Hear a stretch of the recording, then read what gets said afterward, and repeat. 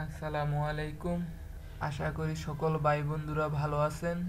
আজ আপনাদের সাথে যে ভিডিওটি নিয়ে আসতেছি তা হলো 1480 স্কোয়ার ফিটের জায়গার মধ্যে 4টি ইউনিট কিভাবে করবেন। আমার একজন ক্লায়েন্ট, ওনাকে 1487 স্কোয়ার ফিটের জায়গার মধ্যে 4টি ইউনিট করে দেওয়া হয়েছে ঢাকার মধ্যে। তো আশা করি সকলেই দেখবেন যে কিভাবে অল্প জায়গার মধ্যে 4টি ইউনিট করা হয়। তো শুরুতে আমরা দেখে নেই জায়গাটির সর্বমোট পরিমাণ হলো ল্যান্ড এরিয়া 1896 এসএফটি। তার মধ্যে আমরা ইউজ করেছি 1487 স্কোয়ার ফিট ফ্লোর এরিয়া। আর রাস্তা আছে 6 ফিট উইথ। এখন আমরা দেখব যে প্ল্যানটি করেছি এই প্ল্যানটা সম্পর্কে জাস্ট একটু আপনাদেরকে ধারণা দেব আর একটু সাজাবো আর অটোকেটের মাধ্যমে 2D 3D একটু দেখাবো। দেখুন আমাদের এখানে এটা হলো আমাদের ল্যান্ড এরিয়া। আপনাদেরকে দেখাইয়ে দিই আমাদের ল্যান্ড এরিয়াটা বাস্তবে 1893 স্কোয়ার ফিট। এই যে, আর আমাদের যেই ইউনিট করা হয়েছে এই ইউনিটগুলো সম্পর্কে একটু ধারণা দেব আপনাদের। দেখুন বেডরুম হয়েছে 14 ফিট 7, 10 ফিট, 13 ফিট 1, 10 ফিট। একটা ডাইনিং রুম, একটা বেডরুম, প্রত্যেকটা ইউনিটে একটা কিচেন রুম, একটা বাথরুম, এভাবে 4টা ইউনিট করা হয়েছে। প্রতিটি ইউনিটেই আপনাদের দেখাচ্ছি আমি।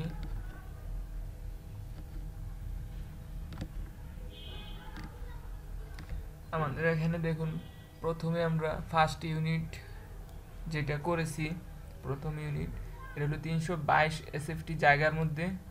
দ্বিতীয়টা করেছি 326 এসএফটি জায়গার মধ্যে। তৃতীয়টা করেছি 298 এসএফটি জায়গার মধ্যে।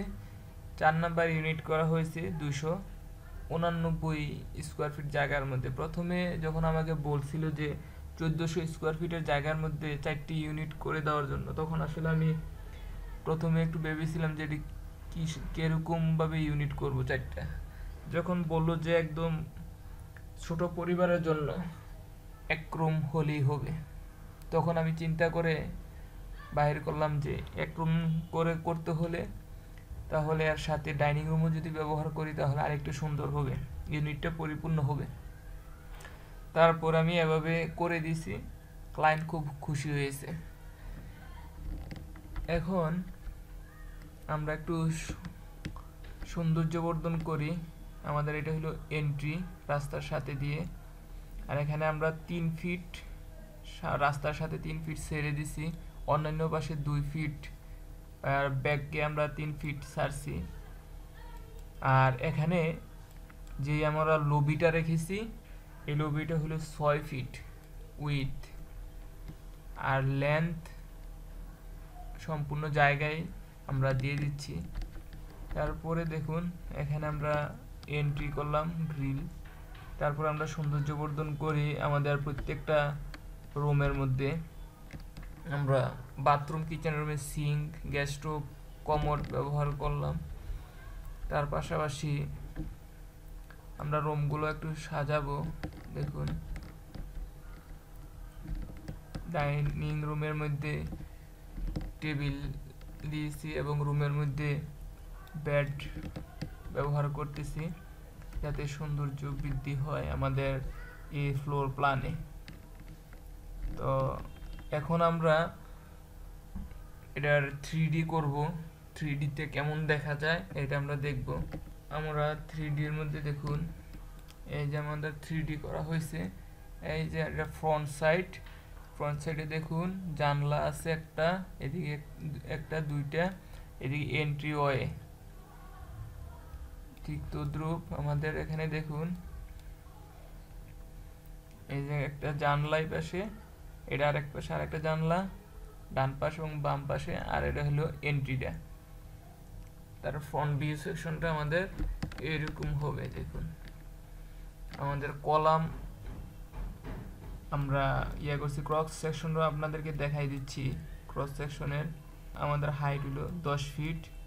এখানে লিন্টেল ব্যবহার করা হয়েছে, তার পাশাপাশি 10 ইঞ্চি ব্রিক ওয়াল, প্লিন্থ লেভেল পর্যন্ত হয়েছে 15 ইঞ্চি ব্রিক ওয়াল 1.5 ফিট, আর আমাদের নিচে 6 ইঞ্চি ব্রিক ওয়াল হয়েছে 20 ইঞ্চি হাইট, 6 ইঞ্চি হাইট 20 ইঞ্চি উইথে আপনাদের ব্রিক ওয়াল, আর পাশাপাশি 2 ইঞ্চি স্যান্ড ফিলিং। এই হলো আমাদের ক্রস সেকশন প্রত্যেকটা কলাম কর্নারে। এখন আমাদের এখানে আর একটু আমরা করি, ব্রিক ওয়াল করা হলে ফ্রন্ট সাইড কেমন দেখা যাবে আমরা দেখি।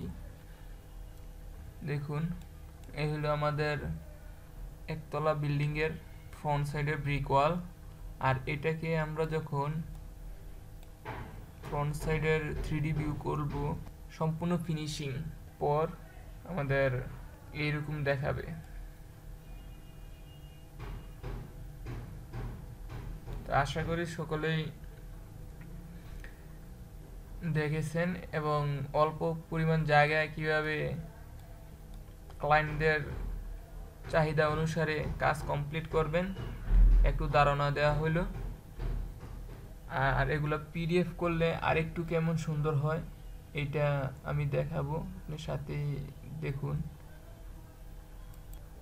দেখুন, আমাদের পিডিএফ করার ফলে আমাদের ফ্রন্ট সাইড ভিউটা অনেক সুন্দর দেখায়।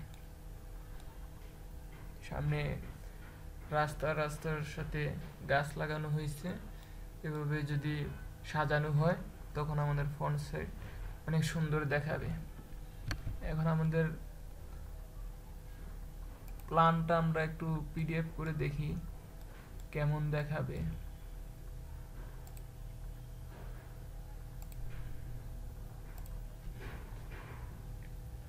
দেখুন, পিডিএফ করার ফলে আমাদের প্ল্যানটা খুব সুন্দর দেখাচ্ছে। তো totally architectural drawing presentation floor কিভাবে ক্লায়েন্টদেরকে সাবমিট করবেন মোটামুটি এই সম্পর্কে একটু ধারণা অবশ্যই দেওয়া হয়েছে।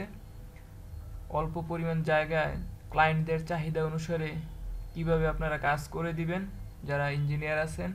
আর সকল নন টেকনিক ক্লায়েন্টদের বলবো আপনারা অবশ্যই ইঞ্জিনিয়ারের পরামর্শ অনুযায়ী আপনাদের কাজ পরিচালনা করবেন এবং বাড়ি নির্মাণ করবেন।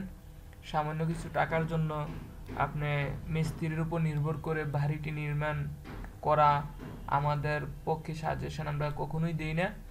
অবশ্যই একজন ইঞ্জিনিয়ারের পরামর্শ অনুযায়ী আপনারা বাড়ি নির্মাণ করবেন, তাহলে আপনি নিশ্চিত থাকবেন যে অবশ্যই আপনার টাকা অপচয় হবে না এবং কাজ সঠিকভাবে হয়েছে এবং ম্যাটেরিয়ালস সঠিক পরিমাণ ব্যবহার করা হয়েছে, কম বেশি হয় নাই, তাই কম খরচে আপনার বাড়ি নির্মাণ করতে পারবেন। ধন্যবাদ দিয়ে সকলের শুভেচ্ছা নিরন্তর আমার সাথে থাকার জন্য, ভিডিওটি দেখার জন্য। আল্লাহ হাফেজ। আর ফাইনালি আপনারা চ্যানেলটি সাবস্ক্রাইব করবেন নতুন ভিডিও পাওয়ার জন্য এবং নতুনত্ব আপনাদেরকে দেওয়ার জন্য আমি চেষ্টা করব। পরবর্তী ভিডিওর জন্য শুভকামনা রইল সকলের প্রতি।